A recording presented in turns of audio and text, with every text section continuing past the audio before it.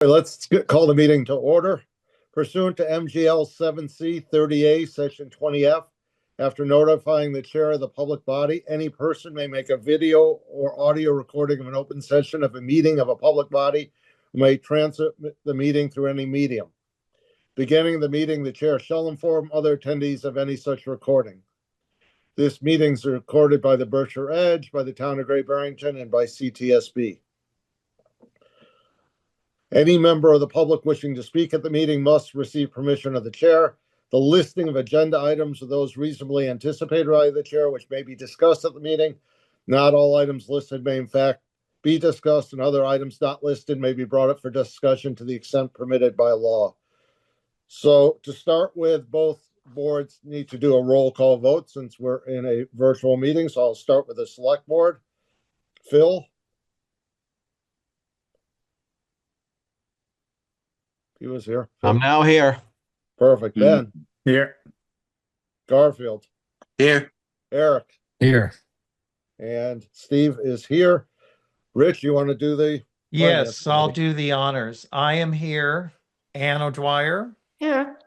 Madonna. Here. Michelle. Here. Milena. Here. We are all present. Thank you. So the one agenda item is the presentation on the state of the FY26 budget and forecast for the FY27 budget from the town manager. Liz, it's all yours. Thank you. Thank you, everyone, and good evening. I appreciate your time tonight and being here, also being remote. So I know it's a little different, but it actually, I believe, kind of works for the slides that you have them up front and close and personal to you. So you don't have to see it on a television screen or in the meeting room and whatnot. So it kind of made, it worked out in our favor a little bit. So you can have a personal view of all the slides that we're going to take you through tonight. I do want to begin by thanking Allie and Chris, who have worked incredibly hard with me to prepare this analysis. The work really does reflect actually all 4 months that I have officially been here. Today is my 4-month anniversary or 3-month anniversary, finishing 3 months and beginning my 4 months. And in that entire 3 full months, we have done an extensive amount of careful review, policy analysis, and collaboration. And I believe that tonight's presentation is a clear demonstration of that. It's also about sustainability, about whether the town's current financial practices protect our future, and also what changes are needed to ensure that they do move forward that way. So I'm going to share my screen. Just a second.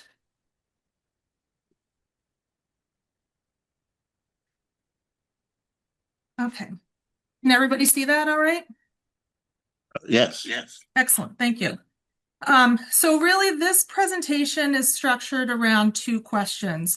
Where did we land, or where are we going to land around right now? We're in the 3rd quarter of fiscal 26. And what is it really going to tell us right now about our ability to fund 27 responsibly?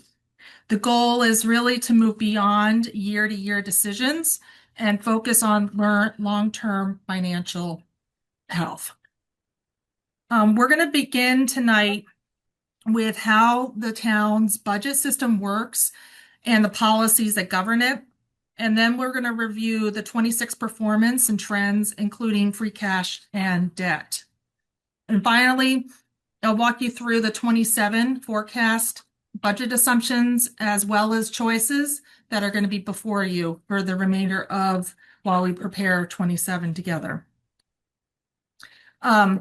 Revenue is really collected in several sources. We're going to do a recap or a little school, if you don't mind. So it's generally generated by primarily property taxes, state aid, and local receipts, such as permits, fees, and enterprise charges like wastewater user fees. These revenues are not all interchangeable. Each source has rules about where and how it can be used. Once collected, the revenues are deposited into several specific funds based on their purpose. The general fund supports most municipal operations. Enterprise funds like wastewater are legally required to be self-supporting and use their own revenue to pay their own expenses. And the CPA, or community preservation, is restricted to statute by specific community uses. From there, appropriations are made by town meeting, and those appropriations legally authorize departments to spend money for specific purposes. Departments cannot spend beyond these limits. As the year progresses, expenses are charged against these appropriations. Some costs are paid immediately, and others are encumbered through contracts or purchase orders, meaning the funds are legally committed but not yet spent. And at the end of the year, unspent or unencumbered balances, along with revenue surpluses, become part of free cash, which is then reviewed and certified by the state before it can be used. This process ensures transparency, accountability, and legal compliance. And it is why one-time funds like free cash cannot sustainably replace ongoing revenue. So there is really no single correct way to build a municipal budget. Across the country and really communities in Massachusetts, they use different models depending on their size, the complexity, and even their priorities. Some focus strictly on line items, others emphasize performance, programs, or even policy goals. What we know from best practice is that the strongest budgets do not rely just on one approach. They really do. A strong budget intentionally combines the strengths of several different models. And this year I made, and it's my general practice, I make deliberate choices to move Great Barrington towards that layered budgeted framework. This approach blends policy guidance, performance measures, program alignment, line item controls, and targeted zero-based review. By layering these methods, we are building a budget that is not only balanced, but also strategic, transparent, and aligned with community goals. So the mission statement is really, it's not just a slogan, and I feel very firmly about that. It is the anchor for every decision in this budget that is before you tonight. It reminds us of the responsibility that it's simply not, we're not here just to manage money, but the budget is to serve the community in a way that is thoughtful, equitable, and sustainable. When we talk about quality services, we're talking about services that are reliable, accessible, and responsive to the needs of residents, businesses, and visitors alike. When we talk about good planning, I feel that we're talking about decisions that look beyond a single fiscal year. We're asking whether today's choices will still make sense 5 and 10 years from now, and whether they strengthen or weaken our ability to serve future residents. And when we talk about cost-effective measures, we're acknowledging that every dollar comes from the public. This requires us to continuously evaluate how we deliver services, identify efficiencies, and make sure that we are using limited resources as responsibly as possible. This mission statement is what connects our layered budgeting approach to real community outcomes. It ensures that this is not just a financial document, but it's really a reflection of the values and priorities of Great Barrington. Our financial policy review is the operating manual for how we manage public dollars. It takes our mission and turns it into clear expectations and guardrails for decision-making. This policy is intentionally principle-based rather than rigidly formulated, and it does not lock the town into a single number or ratio, but it establishes standards that protect long-term stability, such as maintaining structural balance, protecting resources or reserves, managing debt responsibly, and ensuring transparency. The purpose of your policy between the Select Board and the Finance Committee is to prevent short-term decisions from creating long-term problems. It requires us to consider not only what we can afford today, but what we can afford to maintain tomorrow. This year, the financial policy played a much more active role in shaping the budget that will be before you. It was not simply a reference document, and it was used as a decision filter. Every major recommendation was tested against its principles to ensure consistency, sustainability, and alignment with best practices. In many ways, this policy, your policy, is the bridge between our mission and our day-to-day financial choices. It ensures that your budget, the town's budget, reflects not only what we want to do, but what we can responsibly sustain. So while the financial policy establishes how we make decisions, the Select Board's strategic priorities define what we should be working towards as a community. These priorities represent a collective vision of Great Barrington's future. They reflect the community's needs, our long-term goals, and the areas where investment will have a greater impact. This year, the strategic priorities were not treated as a separate planning document. They were really directly embedded into the budget process. You'll see actually on the right-hand corner in the bottom lower level, you'll actually see the symbols on every slide. It is something that we have incorporated in the budget process from day one and continue through all of the documents. You'll see that later. So every department was required to just demonstrate how their requests align with one or more of these priority areas. This approach ensures that funding decisions are not driven solely by historic spending patterns, but by clear community goals. It also allows the Select Board and the public to see exactly how the budget advances the long-term vision for the town. By linking policy, priorities, and funding, Great Barrington is going to be creating a budget that is not only balanced, but purposeful. So this slide is really important, and I wanted to make sure that it was inserted. It shows how the town is organized to deliver services and carry out the priorities I just discussed. It illustrates how governance, departments, and enterprise operations are connected and accountable to one another. Understanding this structure helps us see the budget as not just a collection of departments, but an actual system. Many services rely on shared support from finance or technology or facilities. When we budget, we're supporting the entire system, not just an individual line item. And it's really important that this perspective is essential as we move towards a more integrated and strategic approach. So when I was reviewing your financial policy between the Select Board and the Finance Committee, there were really 5 principles were identified as key and reoccurring themes throughout the town's policy. They represent, I believe that they represent the values and standards that appear again and again across the policy, as well as our conversations. And I used it as a guide for how the staff and the budget and the financial decisions all of us together should be making. Together, they remind us to live within our means, use realistic revenue assumptions, clearly identify funding sources, maintain long-term balance, and manage debt responsibly. So back to this slide again.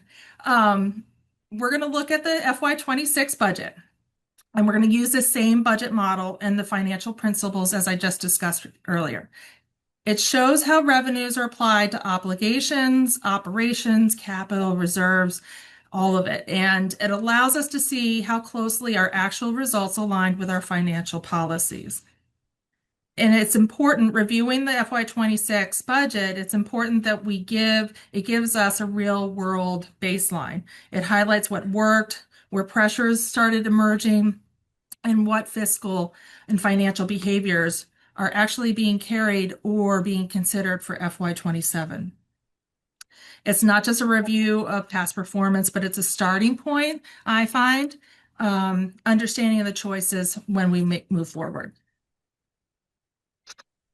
So this slide breaks down the finances in 3 different primary operating funds: the general fund, wastewater enterprise, and the Community Preservation Act, or CPEA.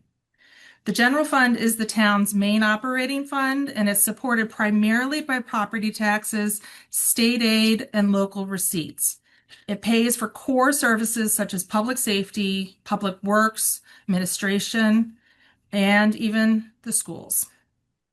The Wastewater Enterprise Fund operates more like a utility. It is funded by user fees rather than taxes, and the state law requires that it be self-supporting. This means the revenue collected from ratepayers, not taxpayers, ratepayers, must cover the full cost of the operating and maintaining the system, including capital and debt. The CPA fund is funded through a dedicated property surcharge and matching state funds, or a portion of state funds. By law, the funds can only be used for 4 specific purposes: affordable housing, historic preservation, open space, and recreation. Understanding these distinctions are critical because it shows that not all revenue can be used for all purposes. Each fund has legal and policy restrictions that help shape the budget as we build it. With that foundation, we'll begin starting to take a closer look now, and also talking about one of the most misunderstood funding sources, free cash. Allie? Yes, thanks. So this slide that you're looking at shows the town's most recent certified free cash balance. Free cash represents prior year savings that have been reviewed and certified by the Massachusetts Department of Revenue. It's generated when actual receivables or revenues exceed estimates, when appropriations are not fully spent, or when one-time surpluses occur. While free cash is an important financial tool, it's also a one-time revenue source. It does not recur automatically, and it cannot be relied upon to support ongoing operating costs without creating future shortfalls. The key role of free cash is to provide flexibility to fund capital, strengthen reserves, and respond to unexpected needs, not to replace the property tax base. Understanding this distinction is critical as we move into the next slides, which show how free cash has changed over time and how it has been used. Now let's look at how free cash has trended in recent years. This slide shows the town's free cash balance over time.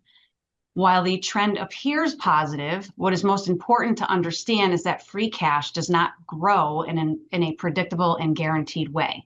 It's influenced by many variables: economic conditions, unanticipated savings, timing of projects, and one-time revenues. Because of this, free cash can fluctuate significantly from year to year. This volatility is exactly why free cash cannot be treated as a stable funding source for ongoing services. Using it to balance the operating budget may be helpful in the short term, but it creates risk in future years that one-time revenue is no longer available. This historical view reinforces why free cash must be managed strategically as a tool for stability and investment, not as a substitute for sustainable revenue. This slide shows how free cash has been used over the past several years, and it highlights 2 significant commitments that affect how much is truly available. First, a large portion of the free cash has been intentionally set aside to address the cannabis-related legal matter. Those funds are restricted for risk management purposes and are not available for general operations. Second, free cash has also been used to offset the tax rate. While this can reduce the tax burden in the short term, it does not represent a sustainable funding source because the revenue does not reoccur. When these 2 uses are combined, they consume a substantial share of our free cash and significantly reduce the amount that can be used for capital, reserves, or future needs. This reinforces why free cash must be treated as a one-time strategic resource, not as a replacement for the operating tax base. Another area where the impact of these practices become clear is in our debt levels.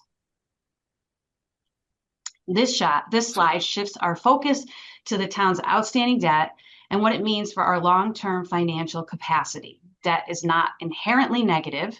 When used strategically, it allows communities to invest in critical infrastructure and spread costs over the useful life of an asset. However, debt must be measured against our ability to pay for it. Industry best practices, including guidance from credit rating agencies, generally recommend keeping debt service within a manageable range of operating revenues.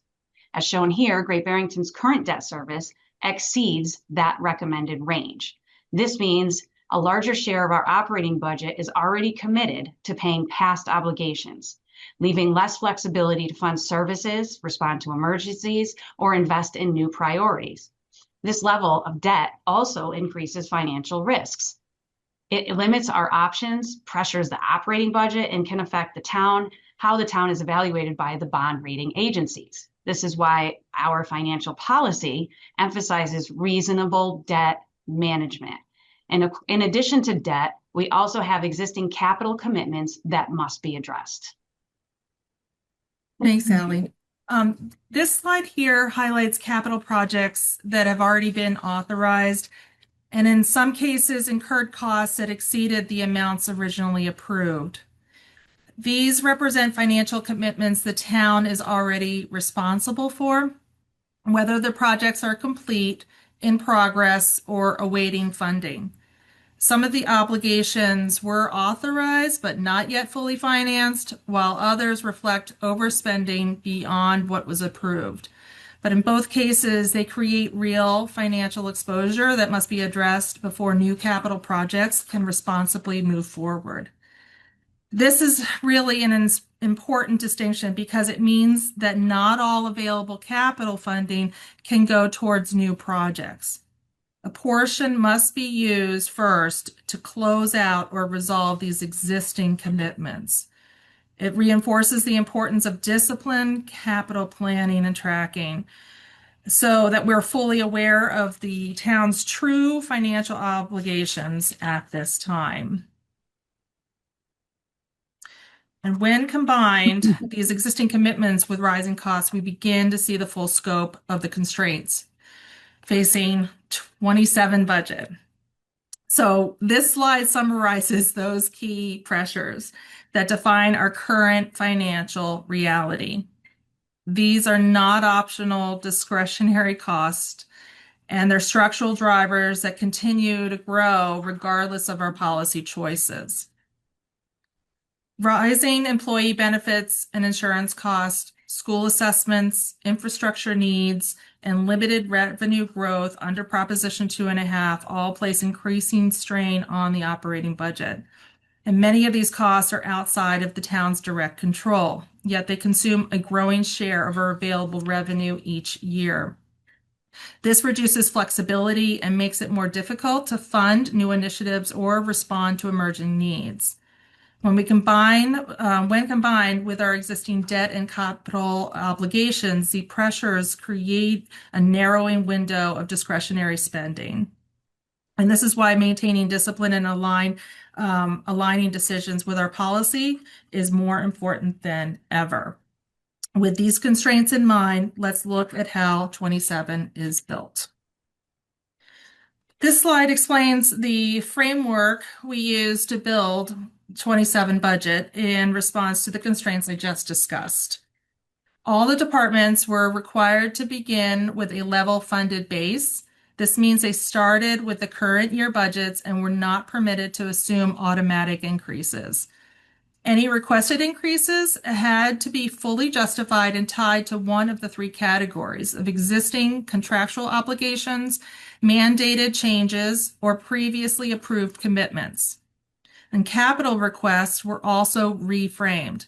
They were evaluated as strategic investments rather than a wish list, with an emphasis on readiness, regulatory necessity, and a long-term value. And this approach, I feel, ensures that growth is intentional, transparent, and aligned with our financial policy and strategic priorities. And this slide, Chris will explain and talk about community preservation. Thanks, Liz. Folks, this slide is intended to show you how we do the CPA budgeting and how, when we, as the Community Preservation Committee, look at what funds are available for the coming year, this is how we arrive at that number. CPA, the three columns on the left show the revenues. Revenues are made up, as Liz said, of a surcharge on the local property tax bill, a matching, or we should say a contributing amount from the CPA state trust fund to make up our total revenues. When we go into the next year or the upcoming year, we always estimate low on the revenue side, very conservatively. So you see in FY25, the actual CPA local revenue was about $731,000. But for 26 and 27, for 26, we don't have the actuals in yet, of course. We budget very conservatively on the revenue side, both for the local funds as well as for the state contribution. That gives us a total estimated revenue for 27 of $720,000. The expenses are known. We have the debt service, that's in particular for Memorial Field, and that is scheduled out over the next several years. Administrative costs is a rough estimate that goes for legal, administrative, and staff expenses. And we have the projects awarded over the previous years. We have a running balance on the far right. And if we add the revenues expected for FY27 and subtract the expenses, then that shows us what the CPC has to work with as it goes into the project development cycle. So this year we estimated about $1 million for projects. The CPC, as you can see on the next slide, allocated just under $1 million, or is recommending just under $1 million. This provides a quick breakdown of the various projects that the CPC will be recommending to town meeting, both in the three categories: historic, open space and recreation, and housing. The far right column at the bottom, you can see the CPC is recommending a total of $993,000 in funding for FY27. Thank you. Allie? Yes. So this slide that you're looking at shows you the, essentially it's the A2 from the tax recap on the state DOR's website gateway when we submit for the tax recap in November. We have gone in and done some estimates for FY27. And of course, we're having to estimate FY26 because we haven't ended yet. So what this shows you is the actual revenues that we're expecting for FY26, again, not in stone, against the FY27 estimated revenues and some retained earnings that will be appropriated for for capital projects and for a Mass Clean Water Trust bond debt service payment that was not appropriated at the town meeting. That was because there was some timing issue as far as the Mass Clean Water Trust loan closing at the same time that we were doing budget season. And it also below shows you the costs that we're estimating. As you can see, it balances.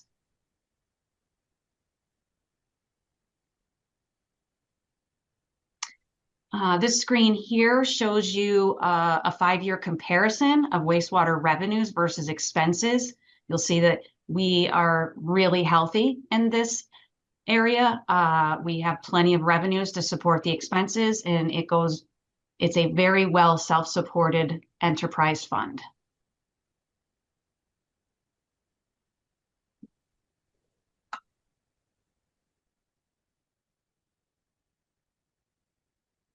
This slide actually just talks about the proposed capital. There are two projects that were received by the January 15th deadline.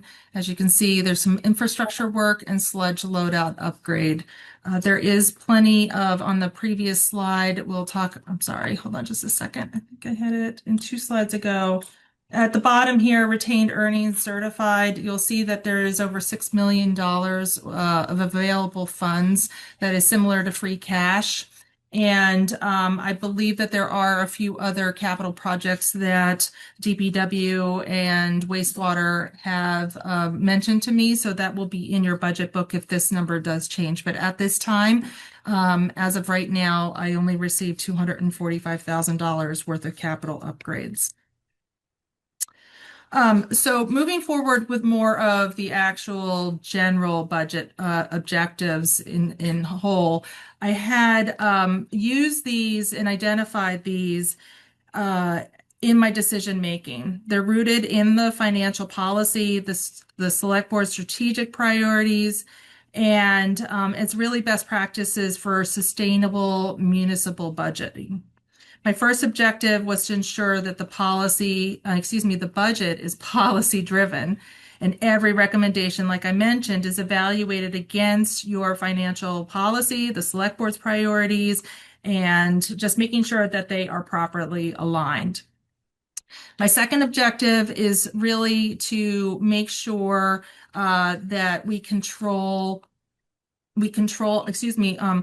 personnel growth and cost growth are really the largest expenses. And without clear limits, it will continue to crowd out services and capital. So setting up a firm target range, such as keeping within the Proposition 2.5, it's used as a really good benchmark, I find, to really create discipline while also allowing flexibility and affordability.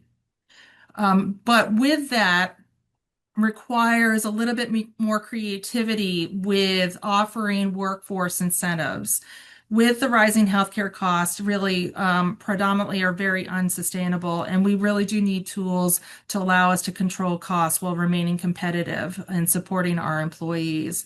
So one of the options that I am going to be including in this year's budget is a health opt-out stipend for staff. It actually reduces insurance costs by providing employees a stipend if they're not on it. My fourth objective was to keep capital within our means. This means prioritizing one-time and basically pay-as-you-go funding sources first, then reserving borrowing for the real true long-life investments. My fifth objective was really to create a pathway for small service improvements, such as what I call service enhancement grants. This allows innovation and responsiveness without creating long-term financial obligations. It's basically that there are small one-time projects that are under the threshold and don't meet the actual definition in your financial policy for an actual capital expenditure. And it is, though, a one-time improvement project. So combining all of these 9 items, I use this as my decision to frame and shape the 27 budget. So in your financial policy, it does mention and instructs the town manager to bring forward restructuring proposals to you for consideration. 3 of these items that are before you tonight on this slide actually have already kind of been in place already, but the 27 budget is going to officially document and demonstrate those changes. So the first is the human resources duties have been assigned or reassigned between the town manager's office and the treasurer department. I will be elevating, or I have actually already elevated Natalie up to an executive assistant. She has taken on HR responsibilities that assist with onboarding, as well as some other areas that assist me, that I've taken on some of the more high profile HR duties that were within the human resource director position. Then on top of that, then we created a compensation and benefits coordinator within the treasurer's office. This is very closely related work with the treasurer, and we are currently in interviews for that position. The second item would be removing IT support from the assistant accountant position that was previously assigned to that position. I believe it was just that the skill set was with the actual position, with the person in the position. It was not necessarily a strategic placement for that it makes sense to put it in accounting. So when the person who was the assistant accountant position, when that position became vacant, I took advantage of actually redistributing that to the town manager's office and assigned it to the office assistant position. So it makes sense. IT is in the town manager. It's under the town manager's umbrella. It is a very important strategic tool that is across all departments. Therefore, it makes sense to be actually housed in the town manager's department. The last part of the restructuring has yet to be accomplished, but it will be in your FY27 budget. And this is to actually establish an enterprise account. I'm proposing that we establish firmly and formally South County Connector Transportation as an enterprise account. It utilizes, and it is part of us officially. This will make it really more practical as well as more transparent in how they operate and how they are within the organization. Okay, so into capital requests. Now we're into the real meat and fun parts of this thing. So the capital requests, this was a brand new type of methodology that was used.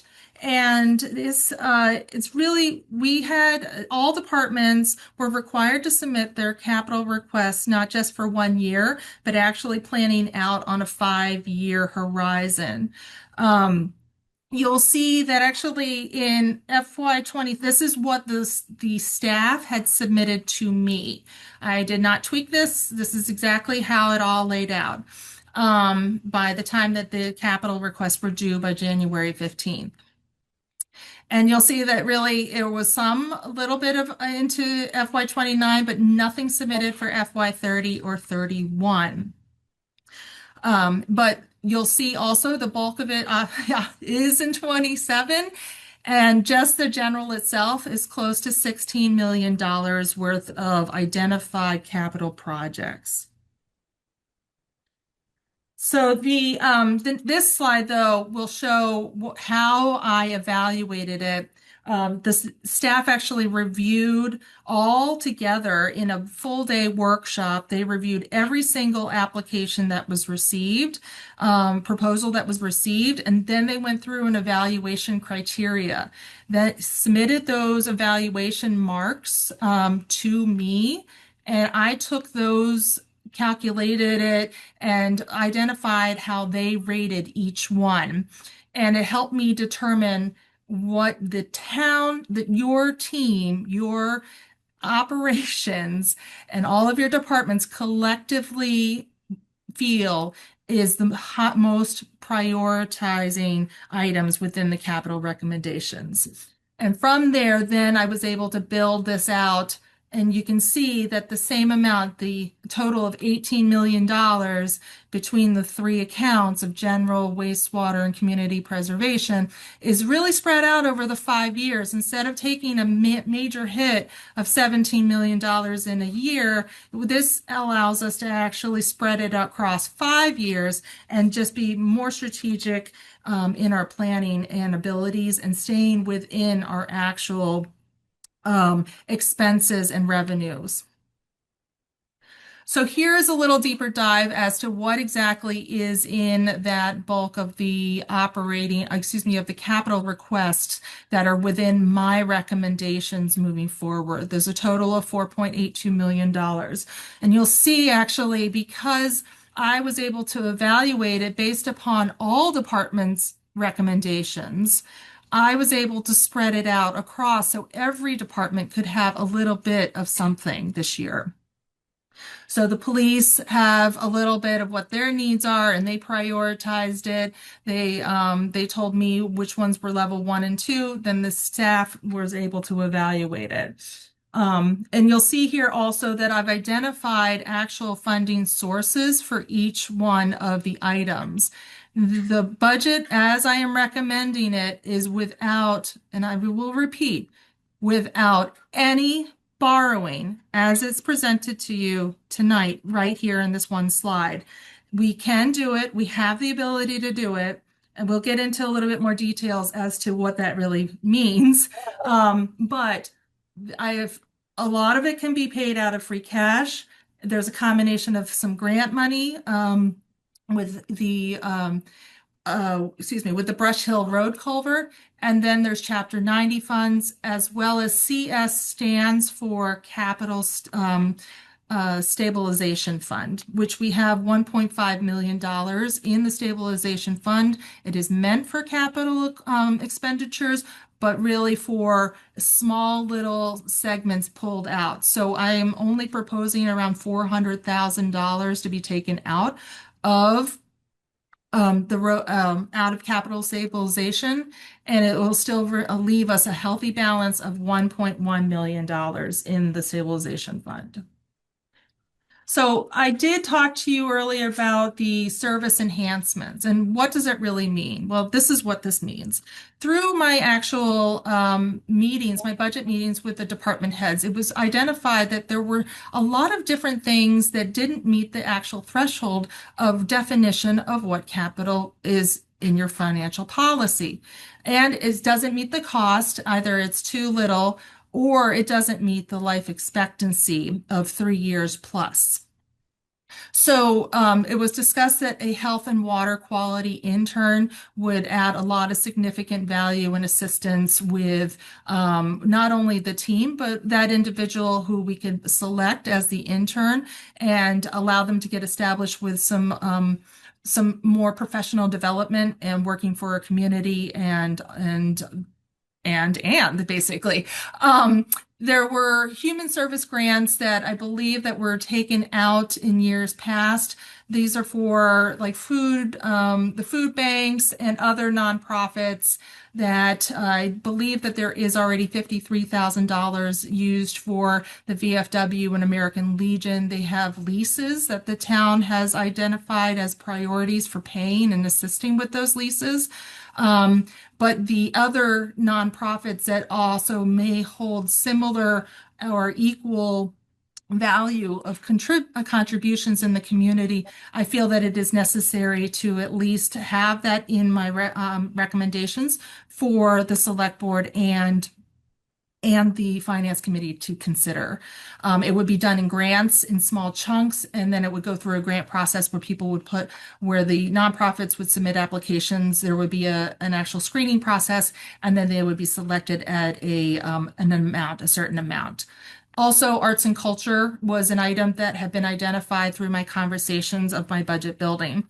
It is something that, as far as placemaking, events in town, whether it be through the Housatonic Improvement Committee or other types of events, this gives us a little bit of opportunity to celebrate the community, do some placemaking, wayfinding even, create some landmarks and other things that just adds to the culture and the dynamic and the personality of the community.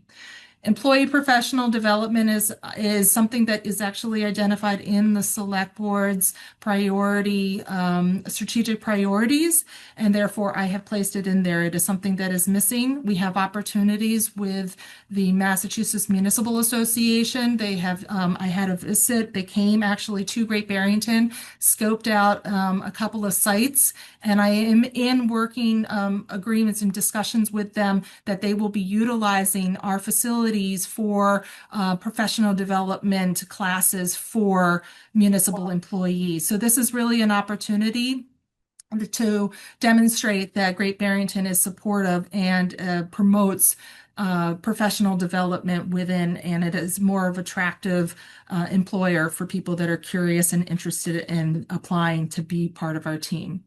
The fire department, actually, this is a good example that it didn't actually meet the cost, but it meets the life expectancy and it's not a reoccurring cost. The fire department needs a washer and dryer.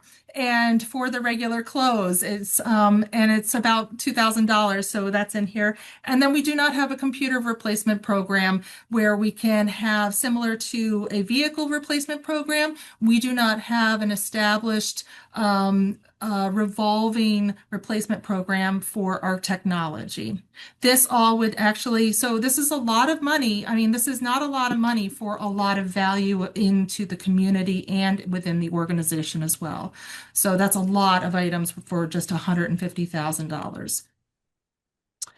So now into the actual revenues. So the revenues are made up out of three different categories, as I discussed earlier. There is property tax, there's state tax, and there is local receipts. The property tax takes up about a little over 86% of the general revenues, which equates to $36,564,003. These are our estimates for FY27. The state aid and the state aid is still a work in progress. It is, I believe, in the governor's recommendations right now, and then it'll be going through the review process. But these are the numbers that we got from the cherry sheets as it sits right now. It can fluctuate a little bit, but we will be watching that as it moves forward. Local receipts are also tailored on previous, but we'll discuss that in the next slides. So, Allie. Yes. So what you see here is the calculation of the levy limit. And I know most of you are familiar with Proposition 2.5, but just as a reminder, it is the state law that limits how much a Massachusetts municipality can increase its property tax levy each year. It caps annual levy growth at 2.5% plus new growth. And it also sets an overall ceiling that a community's total levy can never exceed 2.5% of its total assessed property value. So what you see here is a very early stage calculation. The FY26 levy limit of $29,742,776 is accurate, and that is from the DOR. Taking that 2.5% of that is $743,569, and we're estimating conservatively new growth at 100,000. Therefore, right now, we're estimating that our FY27 levy limit will be approximately $30,586,345. We do have some debt exclusions that are exempt from Proposition 2.5. Right now, we're estimating those about $1,150,000. Therefore, we are allowed to tax at a levy limit of $31,736,345. This screen tells you our other revenue sources, the cherry sheet state aid, which Liz just spoke about, is, as she said, it's in the very early stages. It usually doesn't fluctuate very much. On a general average, it does not fluctuate a lot. Down below, you'll see the estimated local receipts. Now, that is the amount that we estimate for all of those categories of all the revenues that we take in directly for all of our fees and our rentals and licenses and permits and motor vehicle excise. And we keep this conservative because this is one of those main drivers of the free cash calculation. It is the remaining balance from last fiscal year plus the gap between what our estimates are and our actuals are, and the remaining residual balances of departmental turnbacks of appropriations that were not needed in the fiscal year. Those are the three main components of free cash. Operating expenses for the general budget comprise of 7 different categories. The operating budget for the general town operations, the regional school district, as you can see, takes around 56.7% of the overall budget. the vocational school tuition and transportation costs. That is also similar to the regional school district, that is on a per pupil level. The state offsets for the library that we are required to pay back towards to the state. The snow and ice deficit is a general buffer, or that we gauge that is our estimate of what for next year, and the state assessments as well as the abatements and exemption overlay. The exemption, let me remind you, we have this normally at around $200,000 as the exemptions currently are. So we have not taken into consideration any discussions for residential tax exemption or increasing any other existing exemptions that have the ability to increase it, such as senior tax work-off. So if we were to increase or add any new exemptions, we will have to amend this line item to make accommodations for those exemptions. So that being said, so here's where we talk about the actual budget. And again, as a reminder, this is a forecast presentation. So as I presented to you with all of the capital and all of the other things I have discussed with you, the proposed budget does have a deficit. However, it does achieve most of the financial policy that the Select Board and the Finance Committee have set for me. It does unfortunately raise the increase of the it increases the operating to 6.23%. But it does not rely on free cash for reoccurring costs. It does supply $200,000 in the reserves. It puts in also 5% of the free cash to stabilization or OPEB. It does reflect the anticipated benefit increase. It has no reductions in workforce. Plus, it also considers this amount applies 2% of cost of living for all town employees, as well as meets contractual obligations. The new borrowing is restricted to only obligated amount of the general account, which is $728,620.82. This budget, as this page sits, and this is just a scenario, let me remind you, I have 3 different scenarios that I'm going to show you, okay? This is one scenario. In this scenario also, free cash would be available for the entire capital budget that I had in the previous slides, which equals $3.5 million without any borrowing. It also takes care of outstanding obligations of $850,000. It also takes care of the ambulance subsidy of $289,681. And it also includes and slightly increases exemption overlay, where we can increase the amount of, again, like a senior tax work-off, we can actually increase that amount and allow a little bit more exemptions to be included for seniors. So this is just one scenario. It does create a $5.5 million deficit, and we can discuss what that means and what that means later. But I'm going to show you 2 other situations so you can have some analysis and comparisons between the options. And again, these are only 3 of unlimited amount of options that we can discuss in the future. But again, this is a forecast presentation. So the second option or scenario that I am putting before you is actually adjusting the general operating increase from that 6.2 down to 2.45. Now, what is in this budget does achieve the financial policy, but minimally.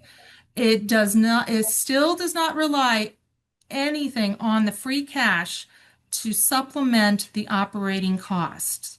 No reoccurring cost for free cash. It sustains the reserve balance at the current rate that we have it at 150,000. It reflects the anticipated benefits increase and no reduction in workforce. But this budget, as you see here, applies a 0% cost of living. No one will get a raise. There will be no cost of living for anybody. Everyone is status quo. And that includes also contractual obligations. It does, though, satisfy the new borrowing that we are obligated to take out, but it's restricted again, like the previous scenario, to the 728,000. This scenario also, though, allows us not to defer any capital borrowing within free cash. We will not borrow. It'll be all paid through free cash in this scenario of $3.5 million. It will take care of the outstanding obligations as well as provide a subsidy for the ambulance. It'll sustain the overlay at the 200,000. But it will take out, actually, the three last items on this list are currently within the operating budget.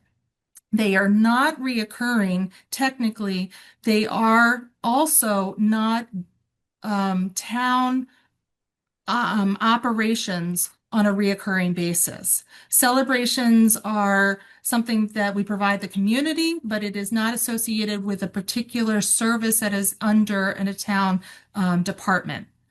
The VFW and the American Legion leases are also within the current operating account expenses, but it is not associated with any town department service. Therefore, this this scenario proposes teasing that out, putting it into free cash, and having it being evaluated every year. And lastly, the Housatonic legal fees also are not a general legal item. It is something that we have added in. It is not related to personnel or labor or any of the other general legal services that we provide. Now, using this, again, it reduces the amount of deficit from the 5.5 down to 4.8. But again, we are not relying on any borrowing whatsoever. So this last scenario that I thought I would kind of like have the pendulum swing the other direction for you. It does not meet the financial policy. It does, though, have the general operating only. It meets the proposition 2.5 by actually being a little lower, just like the other scenario. However, it does offset the operating deficit with all of the free cash, with the exception of what also is outlined below. I'll talk about that. But the remaining balance of the $4.6 million would be utilized to offset the operating deficit. It would sustain the reserves. So the reserves would be sustained at $150,000. The insurance, we would satisfy our obligations for the insurance. Again, this scenario would not reduce any of the workforce, but it would require all employees to be at a zero cost living. And it does not meet our contractual obligations. It also, again, it restricts any capital borrowing to the obligated amount, so no new borrowing. And the free cash that we would be able to, or have to actually use, or would be able to use, is the outstanding obligations of the $850,000, the ambulance subsidy, and the abatements. Like I said, everything else would go into the operating deficit, and it would not actually support the celebrations, the leases, or even the legal fees. And if we did all of that, we would still be in a deficit of 1.2% of the regular operating budget. So that being said, we have a total of 6 meetings coming up. My budget will be submitted to the select board and the finance committee. And I know that I have been asked by many of you not to give you replacement pages through, and I'm going to try. But as you can see, the budget is something that is going to be very fluid. It is not a slam dunk. I wish it was, but this is what I'm presented with, and I'm presenting the facts to you tonight. But that being said, we have 6 meetings before the, we actually have 5 real bulk meetings and then the joint public hearing on April 14th, where we can continue discussions, talk about actually what the community wants to do and how you want to move forward.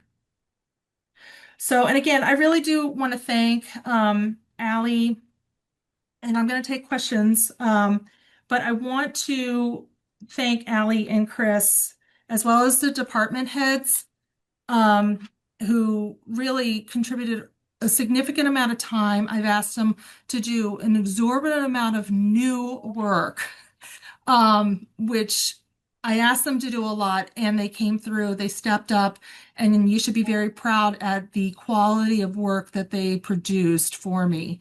I know I am, and it does reflect, this budget does reflect their discipline. They are very dedicated to the community and making this work. We show a shared commitment to the stewardship and as well as the transparency for your municipal dollars. So with that, that is my presentation, and I'm here to take questions. Thank So you. we'll start with questions from the boards and the 2 boards. We're not here to discuss this or give ideas. That's obviously we have a number of meetings, but if you have any questions or comments, go right ahead. A lot to digest, so. Phil, you're muted, so your lips are moving now. Yes. Mhm. Thank you, Liz, and Ally. Can you review for us how the cannabis revenues are included and not included in all this work? And I guess there's the 2 categories of cannabis revenue we've had in the past and we will not have going forward.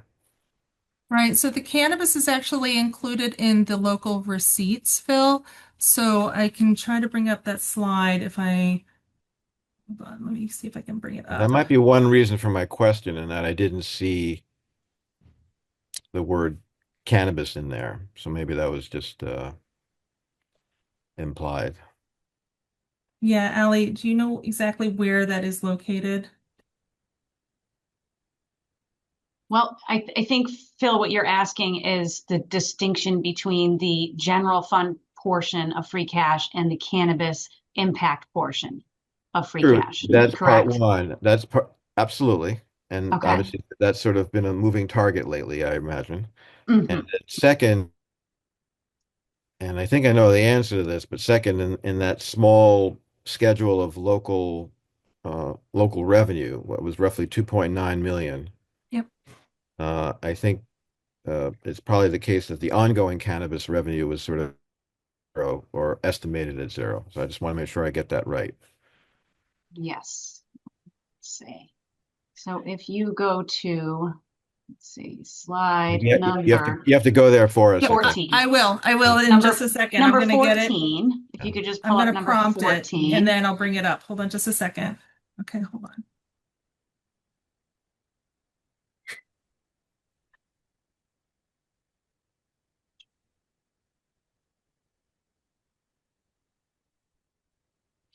Okay. So on this screen here, you can see that the blue bars are the entire portion of free cash that was approved and certified. Right. The lower portion of the use of free cash to reduce the tax levy is the amount that's the general fund portion. So as you can see, pretty much half has been reserved for the cannabis impact costs, and then the other half has been used to reduce tax rate, to use for capital purposes, and so on.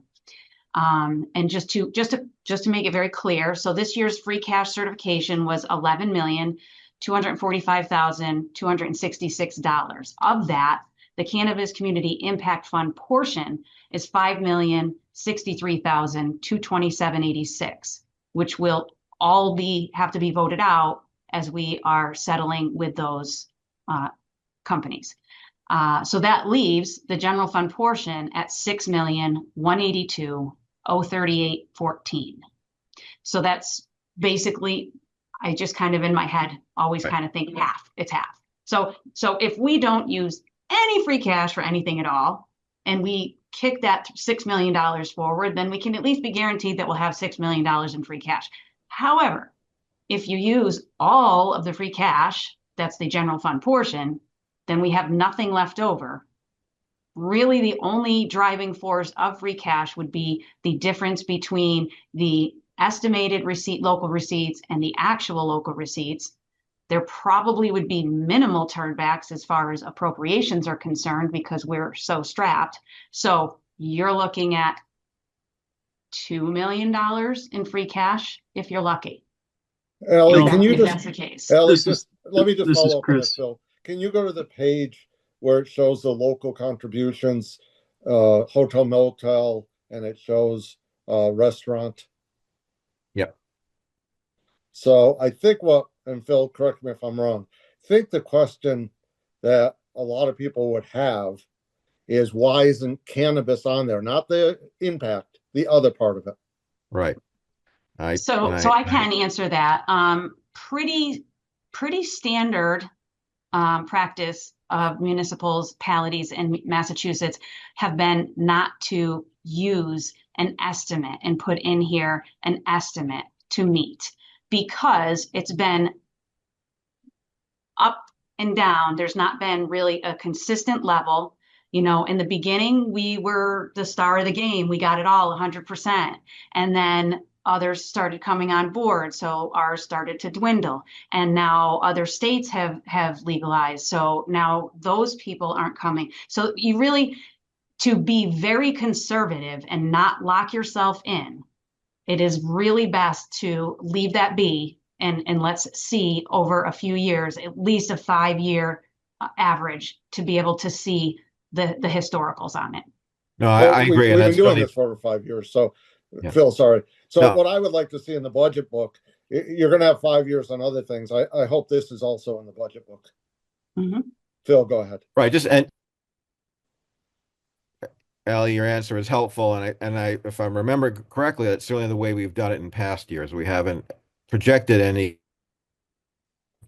but looking back, we benefit from them and that they go into free cash. So that free cash number that this proposed budget is using, some portion of that free cash amount represents, if I'm correct, represents the ongoing cannabis taxes that the town is receiving and will continue to receive. So we're benefiting from that in the prior year's free cash that was just certified. Hopefully that made sense and was correct. Yes, that is correct. But I will say, if I'm being completely transparent and honest, it's not a huge amount of money. I'd say like probably if I were to be forced to put something in there, I wouldn't recommend putting any more than 400,000. No, and that's a whole separate discussion. I'm certainly not So- asking for you to project that, but it's just more of a based on prior years, Yeah. and obviously all of the decisions on the community impact fees. I just wanted to clarify Mhm. some of these issues because it frequently comes up as a question. Okay, thank you. Yes. And again, just to point out, if we were to put in an estimate in here for that, that would also decrease the gap between estimated and local Right. receipts. So I have another question, but I'll wait for others to go. Okay. Anne, go ahead. Yeah, thank you. And Liz and Ally and Chris, I agree with others who've said, I mean, it's a huge amount of information you've shared with us tonight, and I can only imagine how much work went into generating all that information, and also the department heads as well. But is this are these slides going to be made available to us? Because I started to take notes and then I sort of got overwhelmed on the amount of information. So I didn't see them with the agenda. So are they going to get shared? And then I have a second. Yes, more stuff. believe it or not, Ally and I were working on this until I about know. 10 minutes before, and I have been, Ally can confirm, I have been nonstop for 2 weeks working on this. So yes, they will be put after this meeting. They will be made available in public on I'll share them with the Finance Committee as well as the Select Board, but they will be on the actual budget page. So the members of the public can actually see what was presented. As well, right? Okay. Yes. Can I ask And I'm sorry, and the reason why we have this timed perfectly is that then you have like 10 days to actually look through the slides, prepare yourself for them when the budget books come to you on next Friday, the 13th. So don't be scared by everything. Like I joked with Ally earlier. Well, Friday the 13th is kind of a weird date to be submitting the budget books, but yes, it's something that we're going to be able to work together on as a community. Okay. Right. Thank you. And Yes. I guess as I look through, I just want to make sure I understand a couple things as I start to do my deeper dive into the numbers. When we looked at these deficits between the tax levy limit and what we were estimating was going to be the amount of revenue that need to be raised, if we're not taking out of free cash, and we're not borrowing, which I do need to say, I know this is something I've been sort of really trying to advocate for, but really then am I correct in assuming that the only place we can make up this deficit is in the taxes? Is that right? Or are there other sources that we can go to? Yes, we can do, in your policy, it does say that the town manager is to be looking at fees and other ways of generating revenue. That is in the actual budget calendar, as you're aware. But I did just a very brief analysis as to if we took all of the fees that we collected, and this is actually virtually impossible because some of the fees legally were maxed out. But if we increased by 5% all of the fees that we generate, we're only adding an additional $500,000. So it does not actually reduce or narrow the deficit in any way. Okay. So I guess it also looked like it was your proposed borrowing in the budget was either no borrowing or about less than $1 million. Am I correct in that for capital expenses? Well, we are required to borrow the $728,000 that has been overspent from existing borrowing. Now, there is a $1.2 million that is actually through wastewater. So it's a total of $1.9 million in one borrow, but it's coming out of and being paid. The principal and interest is being paid out of the enterprise account and then also the general fund. The more we borrow, then the more our debt starts to raise, the less capacity we have. It is it's not sustainable. It's not. And we're not at the point with our levy limit only around 500,000, a little over 500,000. We have no capacity right now. So we just have to we have to put the brakes on right now. We're at the point we can't not do it. Okay. All right. Well, I'll be looking into that, but thank you. Thanks. Bill, go ahead. No, I think Anne pretty much asked a similar question. So one of the questions I have is about new growth. When does that's an estimate, I think. When do those numbers actually come out? I believe there was only $200,000 that was estimated for the new growth last year. This is very conservative. Most of the new growth, Steve, will not be coming on until the following fiscal year. It's not in 27 that we're estimating. So we cannot, I don't feel comfortable increasing that estimate at this time. That wasn't my question. I wasn't clear. I'm sorry. The state comes out with new growth figures that turns from an estimate to a actual number, or they have in other years. That's a local number derived by us, our assessor, new growth. So when does the assessor come out with a actual number as opposed to a estimate? Late summer before we go to setting the tax rate. That's So correct. we always estimate pretty low. And this year, Okay. you might remember in the fall, it came in much higher than we thought. Tax rate, therefore, was less than we had projected. Thanks, Chris. Rich, go right ahead. Thank you. It's wonderful to see projected budgets trying to not have any new borrowing. That's lovely to see, but I'm still a little bit confused where we would make up the deficit in the three budget scenarios. So I can answer the small portion of $207,000. When you're faced with something like that, Rich, it's you can do it in several ways. You can reduce $207,000 in one fell chunk of laying off a number of employees.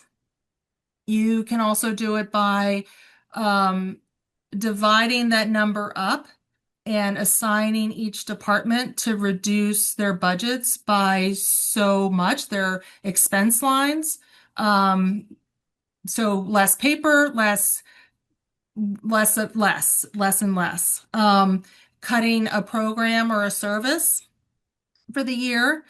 Now, the larger amounts, that cannot be done unless you're completely extracting an entire and deleting an entire department in one fell swoop without the conversations for an override. We do have capacity for an override. That is already been looked at and been confirmed by the Department of Revenue. So we have the ability to consider an override this year. So my second question would be, although it's music to my ears to have no new borrowing, I try to ask how much of our debt service of our borrowing do we pay off each year? And can we look at that as a guideline to if we are borrowing less than the amount we're paying off each year, would that be a small amount to offset part of this budget deficit?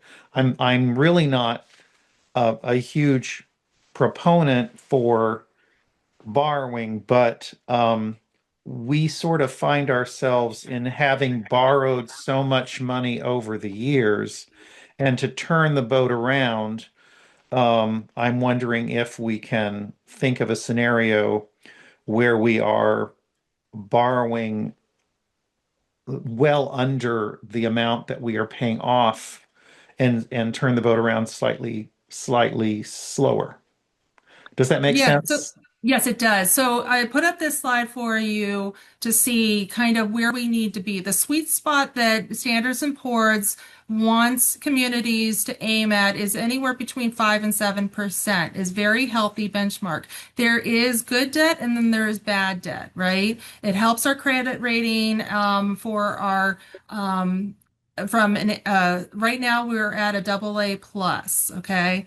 And you'll see the aggregated debt schedule. So this includes on the lower left side, that includes also CPA, which is very minimal. I believe it's around $57,000, and then also for wastewater.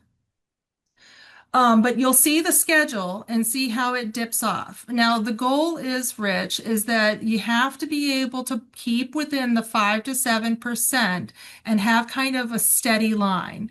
All right. So when debt drops off and when we get to that 5 to 7%, then that's the trigger. But the operating expenses will continue to rise up. So there's going to be a gap in between that'll allow us to add new debt in sooner. So we won't have to wait too long, but you do want to kind of have a steady line of debt at the 5 to 7% of the general operating. Liz, Okay.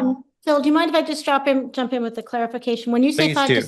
7%, 5 to 7% of the total operating budget? So so the Standards and Poor's says operating revenues, but Operating revenues, a lot of communities in Massachusetts don't have a regional school district. They actually they have it within their regular budget. So, but we are different. So we actually do have to look at the operating expenses and revenues a little differently. We have to consider our the amount that is allocated for general operating, which is at that 16,692,744 number, and that is where that 19, if we calculate at using that 16 million, that's the current debt schedule shows that we have around 19% of the town's operating budget going to pay the debt schedule. So almost 1/5 of our entire operating budget of $16 million, 6.6, is going just to pay off debt. And Standards and Poor's likes to be at 5 to 7%. But And what sorry, go ahead. If we include the school, I mean, the Standard and If Poor's. we include, so if you include the school, so if you're just using the general operating, that line above it, if you can see the cursor right in here. So Liz, we can't see your We screen. can't see anything. I'm so sorry. So Yeah. you can't see my screen at all? No. I'm so sorry. So Yeah. let me bring it up. I'm so sorry. Okay. So you'll see the debt schedule. And I'll start all over again, Rich. I'm sorry. So here, Standards and Poor's says 5 to 7% of the operating revenues. But again, revenues are a little different because we have a regional school district. It is not incorporated into our general operating budget. Okay. So this aggregated debt schedule actually is incorporating the CPA plus the wastewater and the general, but you'll see how it dips down, okay? Now, if you were to use our current for all inclusive, the general fund portion right now is at 3.1%. That is what our debt schedule that we pay out of the general fund is. Now, if you used the full amount of the revenue, like Standards and Poor's, we're at 9% rather than in a 5 to 7 range. Okay. But again, this number here using the Standards and Poor's operating revenue range is not actually applicable to us. We have to use the $16.6 million operating budget. And when you do that and you take 3.1, it equates to roughly almost 1/5 of the town's entire operating budget to pay just for debt. So it's very important that we reduce this down as fast as we can, so then we can actually get on a level playing field. But unfortunately, our bond rating has dropped. And because of the levy capacity being low, and if we borrow any more beyond, our bond rating is in jeopardy of falling again. Okay, so that's kind of does that make sense, Ann? Yes, That it makes does. sense. Thank you. Okay, and Rich, yes, thank you. That Phil? makes sense. Yeah, Phil, go ahead. Yes, thanks. So just a quick clarification, the 5 to 7% threshold, is that tied to a particular rating? Is that a AAA? Is that a AA? Or is that something else? That is showing good faith, that then they will know that you Okay. are doing your due diligence. So Right. Yeah. you have to, Phil, I have to be honest, once you drop down, it's going to take us years to get back up. No, I It's get not an that. automatic. Actually, let me, I definitely don't want to go into that particular, we don't need to go further into that topic on my Yeah, back but right now. But yes. just can we, following up on what Rich said, and I will say, I'll ask this question, but it's probably better to let us all digest all the information perhaps before we answer that question. But following up on what Rich said about that third scenario, Yes. the first scenario, big picture, the way I look at it is that you have shifted a lot of what we have previously included in capital expenditures in our operating budget, but that we have, what that does is that creates that roughly 4 million. I'm going from memory off that slide, but for this first Mhm. scenario where we have sort of larger spending or a greater spending amount, we have a roughly $4.5 or $5 million gap there. We have a 5.5, but Right. it's not actually shifting to operating. So it's not at all. So it's not But shifting any of, you're paying for, well, is it accurate to say that that there's a list of previously categorized CapEx that has been moved to being funded by free cash? Is that the right way to look at it? yes, Okay. All right. yes. Okay. Yes, So, which is standard best practice for capital expenditures within a certain limit. And you save your actual borrowing costs for massive renovations, for fire trucks, for things that are going to cost multiple millions of dollars. So when we do a renovation of, let's say, Town Hall, for example, which is very needed, it's going to cost us multiple millions of dollars. That's something that you borrow for. You okay, no, don't borrow for, I understand. So yeah, that helps that clarification, and it just, yep, but so getting back to Rich's question, and again, we don't have to go there tonight, but that particular budget then has that roughly $5 million gap. So the question Mhm. is, big picture, can we frame it out? What are we talking about? How is that going to be filled? Because what you're saying, if I hear it correctly, is that we are not allowed to hypothetically increase our taxes to fill that gap No, you can through an actual override. through the override. And Okay, so if the yes, residents vote to exclude a certain amount of these expenses from the Proposition 2.5, then we're able to, that allows us per state law to increase taxes. Is that, no, no, okay. no. So let me You're let you, actually adding to the tax base the $5.5 million. So you're raising the levy limit $5.5 million. And it basically starts us, it basically creates a blank slate for us to start fresh again and do things properly beginning instead of actually, it stops the bleed immediately. And we can then move forward in a very strategic manner that you set the town up correctly, that it does not happen again. So you do not borrow from free cash and subsidize and call it an actual tax rate, helping lower the tax rate. okay, What it does is actually just doesn't actually, it doesn't pay for it. It just pushes it off, and the gap grows bigger and bigger. That's why last year it was only 3.9%, and now we're looking at $4.7 million. And it's going to continue going. So if we use free cash this year to pay it off, it's going to be 5 something next year, and we won't have the free cash to actually do this again. You've already done it for 5 years. It's been nice, but this is my professional recommendation. You cannot do it anymore. If you okay. No, want, yeah, I okay. hear what you're saying at this point. So Thank you. I'm sorry. I, I just, Yeah. so I'm speaking for myself, yeah. obviously, but Garfield, go ahead. Yes. I'm going to be quite frank with you. All the numbers and all this is really beyond my scope. So I'll do the best I can. But there's a couple of things. One is it would not behoove us one iota to even consider raising taxes to pay for anything. And the other point is, I don't know if it's possible, or I don't think we're going to be able to get a budget passed without a COLA in there. I think it would not help us hold on to anyone if we're not going to even recognize a COLA raise, which was on a couple of those budget scenarios. I think that would not be healthy for the city. Thanks, Garfield. Anyone else from the committees?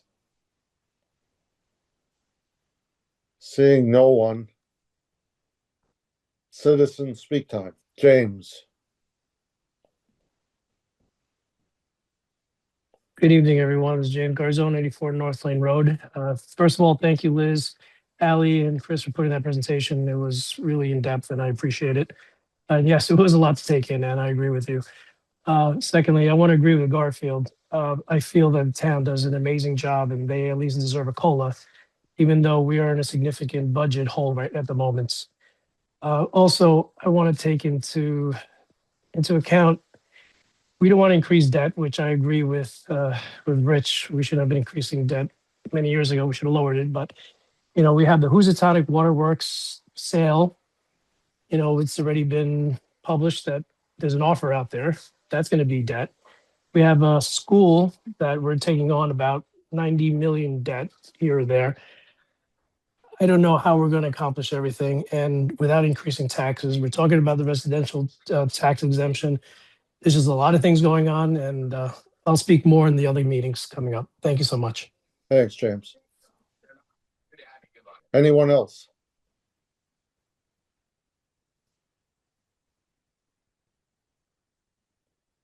Sharon Shalou?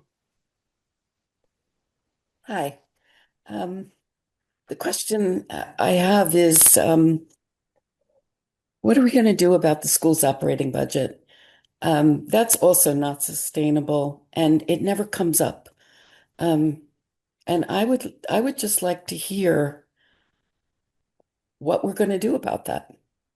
What are our ideas for bringing this more in line with something that we can afford?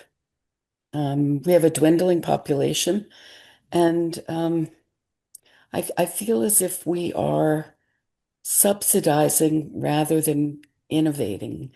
And I would really like to hear some response. I just don't think we can keep taking this as a given. Thank you. Thank you, Sharon. Anyone else?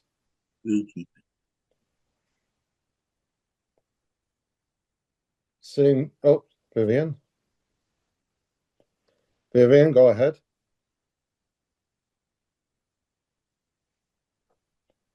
You're unmuted, Vivian.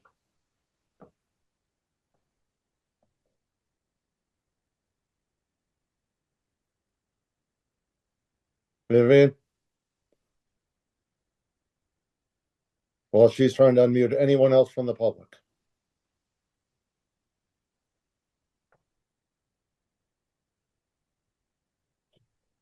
Okay. Any select board or finance committee members? Yes, I just want to let everyone know, as I'm sure you're aware, this is Black History Month. It's a very proud town. We are very supportive, so I'd love to see us come out and support it. There's a lot of things going on with the Du Bois Legacy Committee. You check them out. There are a lot of things to be attended coming up soon. So I just want to make that everyone is aware of that. Thank you very much. Anyone else? I think I'm unmuted. You are, Vivian. Go ahead. Oh, thank you. I noticed that there was investment income of $175,000. I know that's not the focus tonight, but where can we find out where that investment income comes from? Where are our funds invested before they're spent?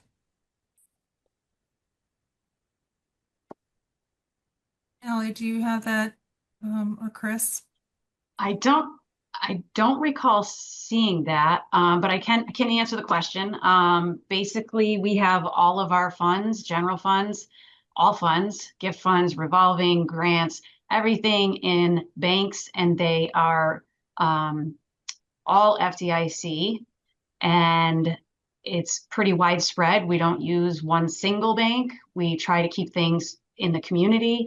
But at the same time, we are consistently watching interest rates to make sure that it's staying competitive and we're making the most money we can with the taxpayers' dollars. Just a reminder, generally, citizen speak are for comments, not for back and forth. It violates the open meeting law. they're generally CDs. We can get you that information. Thank you. Anyone else? Thank you.